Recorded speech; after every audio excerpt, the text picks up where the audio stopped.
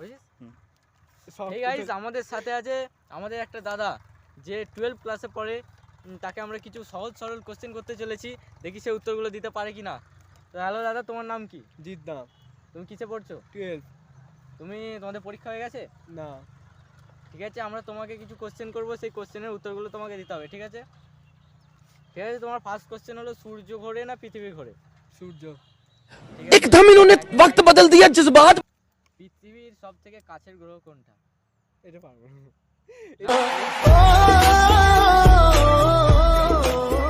ঠিক আছে, তাহলে বলো সূর্যের সব থেকে কাছের গ্রহ কি? বলো, টাইম নেই, তাড়াতাড়ি। কোশ্চেন হচ্ছে যে গাড়ির মধ্যে কটা চাকা থাকে? 4টে। 4টে চাকা? একদম শিওর? দাদা 4টে চাকা? পারবো না। এতে কটা চাকা থাকে? 4টে। শিওর? 2টো থাকে না? 3টে থাকে না? না। আর 4 চাকা